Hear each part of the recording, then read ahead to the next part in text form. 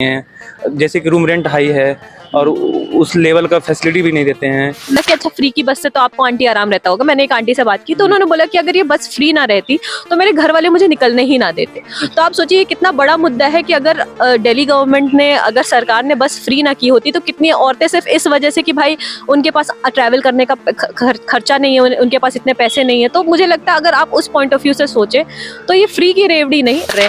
अभी भी libraries underground चल रही हैं, बल्कि पहले तो सस्ती भी थी, हमें मतलब 2000 में मतलब कुछ घंटों की लाइब्रेरीज मिल जा रही थी, 5000 की वही मिल रही हैं। बिल्कुल होनी चाहिए। आई थिंक एजुकेशन इस टाइम मोस्ट इंपॉर्टेंट है। आप धर्म की राजनीति की जगह मतलब शिक्षा की राजनीति करिए, देश कहाँ से कहाँ चला जाएगा। क्योंकि अदर कंट्रीज तो यही कर रही है ना, वो डेवलपमेंट, देश के डेवलपमेंट में काम कर रही है। और देश के डेवलपमेंट में वो काम इसीलिए कर पा रही है क्योंकि वो वेल एजुकेटेड हैं। जस्ट इमेजिन कि ये जो स्क्रीन के उस पार जो है, हम दिल्ली की सरकार के कोई मिनिस्टर या फिर केजरीवाल साहब खुद मॉनिटर कर रहे हैं, देख रहे हैं। हाँ। आप 4-5 अपने तरफ से सुझाव देना चाहते हैं कि उनकी सरकार अगर अगली बार बनती है या फिर अभी जो सरकार रही है, जो जो कमी रह गई है, क्या क्या सुधार किया जा सकता है? और अगर आप अनपढ़ गंवार है तो आप धर्म की राजनीति में फंस जाएंगे। अभी भी आप देखेंगे तो हमारे माँ बाप धर्म की राजनीति में आसानी से फंस सकते हैं, लेकिन सारे जो ओनर्स हैं एक तरह का माफिया टाइप का कुछ है। मतलब रेंट ज्यादा लिया जा रहा है। हाँ, रेंट ज्यादा लिया जा रहा है, चीजें बहुत एक्सपेंसिव भी कर देते हैं, स्टूडेंट रह रहे हैं। तो मुझे लगता है इसको सब्सिडाइज करना चाहिए। जबरदस्ती मेरे गाड़ी पर चलान भी कर दिया। कितने का चालान कर दिया? 20,000 का चलान किया, 10,000 का 2 बार।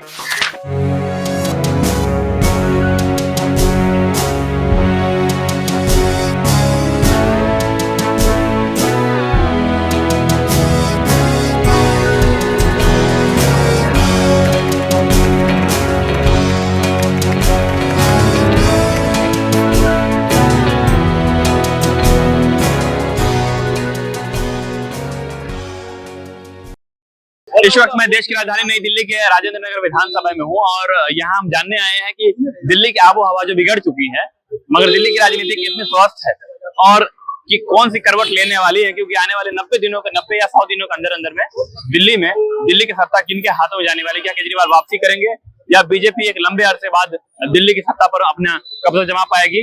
इसी को जानने के लिए, मूड को टटोलने के लिए और लोगों से बात करने के लिए हम आ चुके हैं दिल्ली के राजेंद्र नगर विधानसभा में और यहाँ लोगों से हम बात करेंगे, जानेंगे उनकी राय क्या है, उनके मुद्दे क्या है और किस मुद्दे पर काम हुई और किस पर काम होना अभी बाकी है। तो आइए चलिए सीधे लोगों से बातचीत में मिलते हैं। तो इस वक्त मैं राजेंद्र नगर में हूँ, राजेंद्र नगर से ही बोल रहा हूँ ना, राजेंद्र नगर में हूँ और मेरे साथ इस वक्त कई सारे यूपीएससी एस्पिरेंट्स हैं। तो इनसे हम जानेंगे कि जो दिल्ली विधानसभा के इलेक्शन होने वाला है अभी, तो इसमें इनके क्या मुद्दे रहने वाले, उनको लेकर के ये कैसे सोचते हैं। भाई क्या नाम है आपका? राम सिंह। राम सिंह, कहाँ से हैं आप? हम बनारस यूपी से हैं। कितने साल से तैयारी कर रहे हैं आप यहाँ? 1 साल से। 1 साल से जी। ये बताइए कि आपके पास कौन कौन से स्टूडेंट के पास यहाँ बेसिक इशू आ रही हैं जो होनी चाहिए थी, जैसे लाइब्रेरी का कुछ लोगों ने बताया, और क्या क्या लगता है? यहाँ पे ये फैसिलिटीज, बेसिक जो फैसिलिटीज हैं यहाँ पे वो पूरी अच्छी तरह से नहीं दी जाती हैं। जैसे कि रूम रेंट हाई है और उस लेवल का फैसिलिटी भी नहीं देते हैं। और यहाँ पे जैसे कि 2 महीने पहले अगस्त में पानी भर गया बेसमेंट में और 3 बच्चे मर गए और लाइब्रेरी सारे बेसमेंट में चलाए जाते थे, अंडरग्राउंड चलाए जाते थे। अब तो खैर बहुत महंगे हो गए, लाइब्रेरी ऊपर चलाए जाते हैं, फर्स्ट फ्लोर पे, सेकंड फ्लोर पे चलाए जाते हैं, बहुत महंगे। रूम रेंट महंगा किए। आप यहीं रहिएगा, मैं आपके पास आऊंगा। आप सबसे मैं कॉमन क्वेश्चन है, हाँ आप सबसे मैं कॉमन क्वेश्चन करना चाहता हूँ और वो ये है कि राजनीति तो आप सब भी थोड़ा बहुत देखते होंगे, यूपी, बिहार और बाकी देश भर की राजनीति पिछले 10-12 साल में और इससे पहले भी हमारे देश के बहुत बुरी कह लीजिए लेकिन एक चीज रही है कि जाति के नाम पर और धर्म के नाम पर वोट दिया जाता है। क्या आपको लगता है कि जाति और धर्म से ऊपर उठ करके या उसके साथ में रहते हुए पैरेलली एजुकेशन पर भी राजनीति होनी चाहिए? नई मुद्दा निकल के आई है जाति और धर्म की। आई थिंक 1990 के बाद से आई है। जाति और धर्म को धीरे धीरे करके इतना ज्यादा बढ़ा दिए हैं। 2014 से आई हुई है। मोस्टली जो ग्रो हुआ है ये 2014 के बाद से हुआ है, जाति और धर्म। आप सोसाइटी में निकलेंगे ना, फिर आपको एक अलग हेज की नजर से देखेंगे कि हाँ इस धर्म पर्टिकुलर ये रिलीजन से है, पर्टिकुलर कास्ट से वोट देंगे। हाँ, पहले से प्रेडिक्ट कर लेते हैं कि आप इसे ही देंगे, किसी भी दे दो, वो कोई फर्क नहीं पड़ता बाद में कि हाँ सब लोग प्रेडिक्ट करके रख लेंगे कि हाँ तुम इस जाति से बिलोंग करते हो तो इसी को दिए वोट। ये बहुत बड़ी प्रॉब्लम निकल के आई है। कहाँ से हैं आप भाई? कर्नाटका। ओके, तो आप हिंदी बोल लेंगे? ओके। तो ये जो मैंने सवाल पूछा कॉमन सा क्वेश्चन कि क्या एजुकेशन पर पॉलिटिक्स होनी चाहिए, राजनीति होनी चाहिए, है ना। आम आदमी पार्टी जो दिल्ली की सरकार में, उनका एक दावा रहता है कि हम एजुकेशन के नाम पर वोट मांगते हैं, हम डेवलपमेंट के नाम पर वोट मांगते हैं। तो क्या लगता है कि ग्राउंड पर कुछ काम कर रहा है, बस बात चल रही है? मेरे को यहाँ पे लगता है केजरीवाल ग्राउंड तो सिर्फ ग्राउंड से ही काम कर रहा है, ऊपर नहीं देख रहा है। तो ग्राउंड के ऊपर सिर्फ ग्राउंड पर नहीं, ऊपर भी देखना है और एजुकेशन भी मतलब और भी काम करना ही है। अभी कुछ दिनों पहले चल रहा था कि हिंदुत्व तो खतरे में है लेकिन अब सही में लग रहा है कि हिंदुत्व नहीं खतरे में, पहले नहीं था, धीरे धीरे अब लग रहा है कि हाँ होते चले जा रहा है महंगाई से। ठीक। What's your name? John. John, could you speak little bit Hindi? हाँ ओके, कोशिश करेगा। You are from Kerala, right? Okay John, कब से आप यहाँ रह रहे हो? मैं 2022। मतलब 2 साल से यहाँ रह रहे हो। क्या ऑब्जर्व किए हो यहाँ पर 2 साल में, जो कुछ आपने देखा यहाँ के पॉलिटिक्स को, यहाँ सिस्टम को, जिस तरह से करोल बाग में चल रहा है, क्या ऑब्जर्व किया है आपने? हाँ, इधर का एमसीडी फ्लड मतलब ड्रेनेज का कैसे सिचुएशन हुआ। We don't speak about the past issues, normally everyone thinks about the present situation.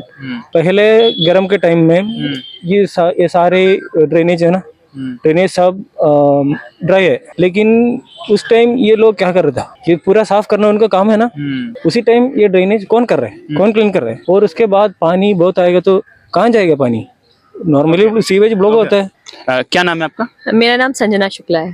Sanjana Shukla, आप यूपीएससी एस्पायरेंट? हाँ, यूपीएससी एस्पायरेंट हूँ मैं, यूपी प्रयागराज, मतलब प्रयागराज यूपी से ही हूँ। दिल्ली में कई सारे मुद्दे हैं, एक मुद्दे उनमें से ये है कि वीमेन के लिए आम आदमी पार्टी की जो सरकार है, उन्होंने कहा कि बस फ्री कर दिया है।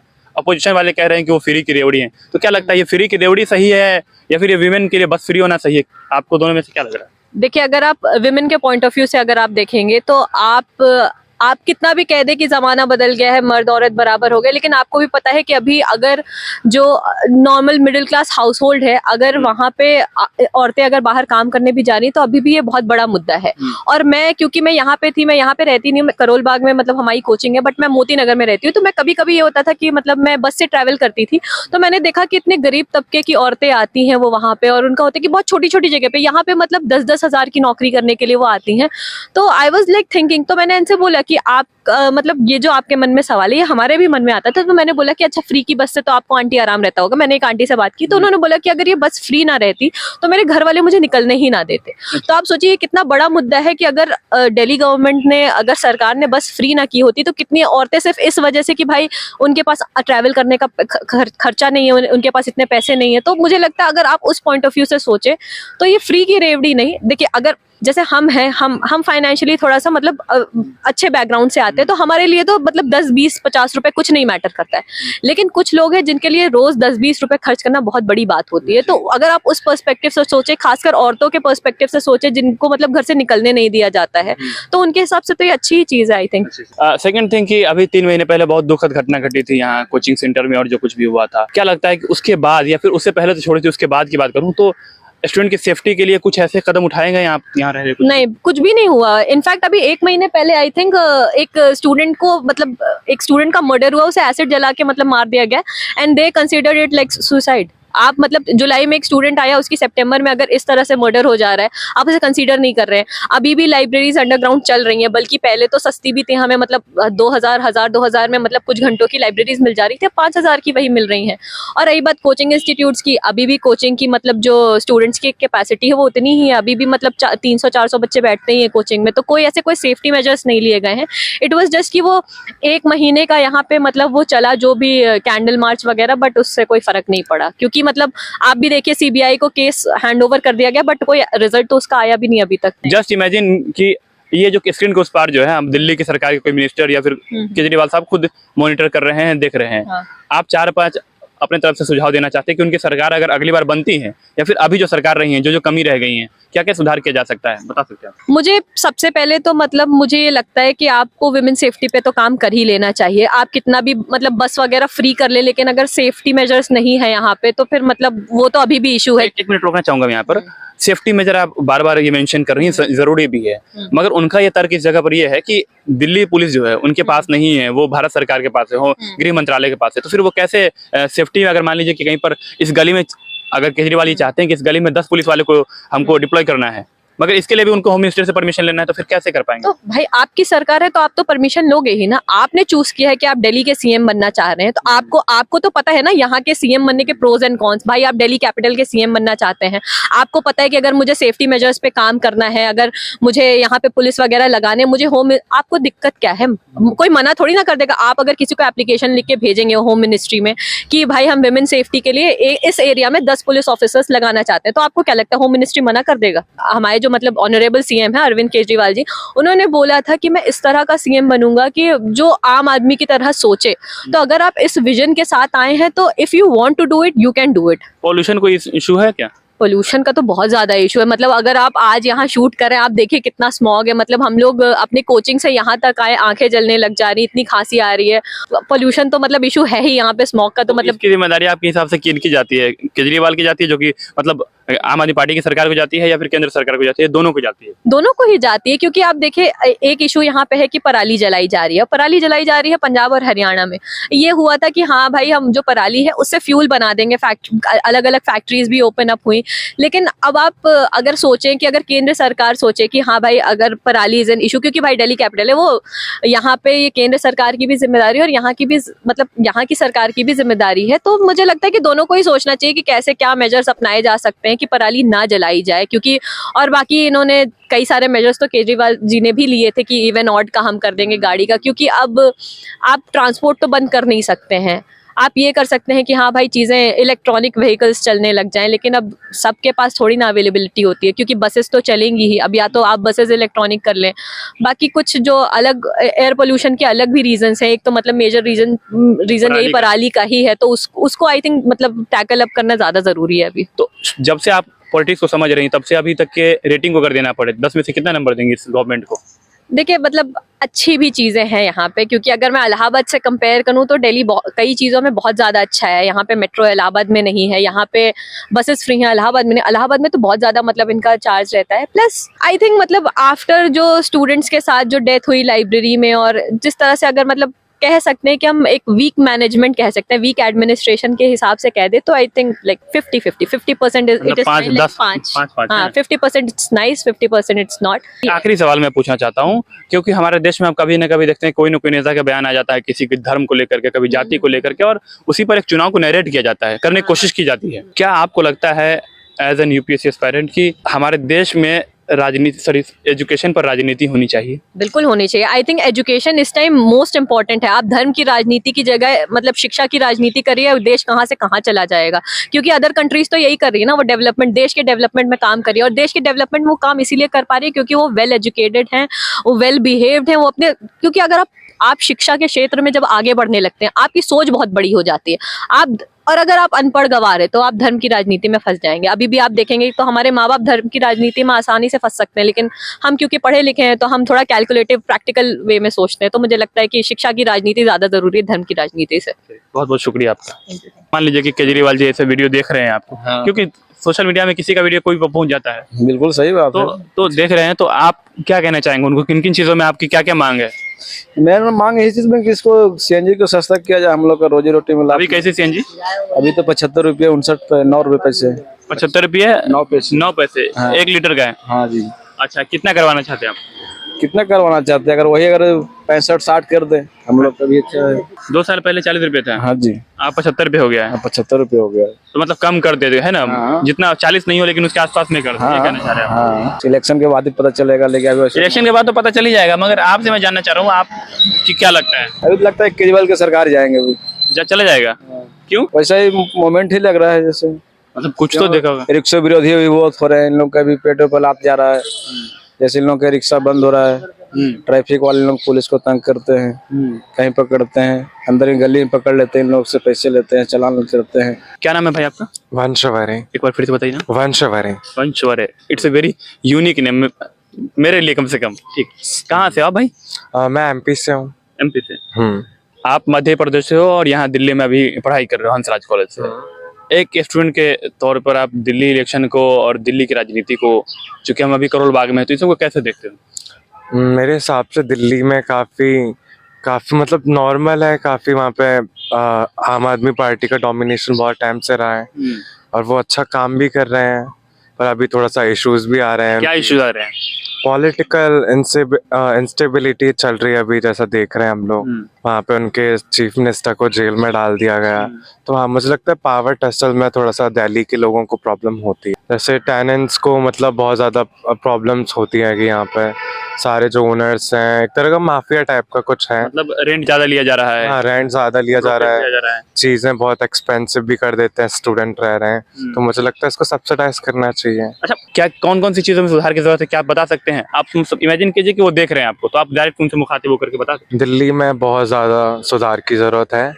सबसे पहले तो साफ सफाई करवानी चाहिए, बहुत गंदा है, झेला नहीं जाता हम लोगों पे। दूसरी चीज़ ये है कि हाँ, स्टूडेंट रहते हैं तो थोड़ा तो स्टूडेंट के लिए सब्सिडी होनी चाहिए। हम सब लोग बड़े मतलब दूर से आ रहे हैं, बहुत खर्चा हो जाता है। तो थोड़ा बहुत अगर आप कोशिश कर सकते हैं कि चीज़ें कम हो, कंट्रोल में हो। ऐसा नहीं है कि बहुत सस्ता कर दो गवर्नमेंट प्राइस लेवल पर, इतना नहीं कि इतना एक्सपेंसिव हो कि बच्चे झेल ही ना पाए, उनके पेरेंट्स ना झेल पाए। तो आप ऐसा कर सकते हो, थोड़ा सा सुविधा अच्छी कर दो। रोड्स खराब है बहुत ज़्यादा, उसको सही कर दो। पब्लिक लाइब्रेरी बन जाए यहाँ। हाँ, पब्लिक लाइब्रेरी भी बना दो। प्राइवेट लाइब्रेरी बहुत चार्ज करती है एक्चुअली में। एक ऑटो चलाते हैं आप, क्या दिक्कत आती है? क्या कभी ऐसा होता है कि दिल्ली पुलिस जो है या ट्रैफिक पुलिस वाले जो हैं वो परेशान करते हैं क्या? बहुत परेशान करते हैं। किस तरह से? हम लोग कभी साइड में कभी हाथ देते हैं, भाई साइड में आ जा, कुछ नहीं होता है, फिर भी उन लोग बोलते हैं कि ये नहीं है वो नहीं है। चालान भी करता है। चलान भी करते हैं। अभी नई दिल्ली गया था सवारी लेकर, वहाँ सवारी बोला कि मेरे पास लैगेज था, वो बोला थोड़ा उतार दो, यहीं पे उतारो। उसको अंदर ही जाना था, बोला कि यहीं पे उतार दो, मेरा यहाँ पे गाड़ी आ रहा है। वो बोला कि नहीं साइड कर। हमको ठीक है साइड कर लेता हूँ।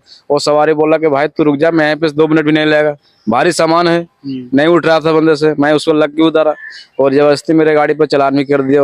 कितने का चालान कर दिया? 20,000 का चलान किया, 10,000 का 2 बार देना पड़े इतना पैसा? क्या किया पैसा के, क्या किया? तो 20,000 का चालान जब आया था तो और चलान आएगा तो मैं कोर्ट से भरूंगा, कोर्ट से भरना ही पड़ेगा ना उसको। अब कोर्ट से मेरा 2 मिनट के लिए उसी के लिए 20,000 का चालान कर दिया। 20 से चलान कर दिया। कब की बात है ये? ये आज हुआ था, 4 तारीख की बात थी। ट्रैफिक पुलिस ने कर दिया? हाँ, ट्रैफिक पुलिस ने।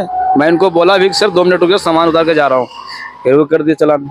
मुश्किल से मैं बताना चाहता हूँ, मुझे नहीं पता एग्जैक्ट कितना है, झारखंड से भाई। सर जी कि मैं अगर 20,000 इसको चलान भरूंगा, एक दिन में मैं कितना कमाता हूँ पैसे। वही तो मैं भी वही बस सराय ट्रैफिक वाला के भी सोचना चाहिए कि सारा क्लेम हम लोग के ही ऊपर आता है, बड़े आदमी को भी क्यों नहीं आता है? उन लोग के देखते छोड़ते हैं। क्या सबसे ज्यादा मुजरिम हम ही लोग हैं? तो कितना का चालान अभी तक भर चुके हैं आप? अभी तो मैं इसको पेंडिंग में डाल रखा हूँ। मैं इसको लोकल अदालत लाएगा तो मैं जाऊंगा कोर्ट में, भरूंगा कोर्ट से जो भी आएगा उसमें। नया ऑटो अगर खरीदते हैं तो कितना आता है? यहाँ भी 7 लाख की आ रही है। 7 लाख। हाँ, ये बताइए कि महीने का आप कितना कमा लेते हैं? मैंने क्या कमाता है, काम धाम नहीं चल रहा है भाई। 20,000 25,000 महीने चला कमाता हूँ। 20,000 महीने 25 कमाते हैं और 20,000 के चालान ही हो गया। 20,000 के चलान हो गया। अब इसमें क्या करो, घर भी बाल बच्चे भी देखना है, घर भी देखना है, अपना भी देखना है, रूम किराया है, गाड़ी किस्ते पर है, ये भी देखना है। अब मेरे को 2-4 महीने के इसको मानो कि सेटलमेंट होने में टाइम तो लगेगा ना। बजट बिगड़ गया 2-4 महीने। बजट बिगड़ गया। हाँ,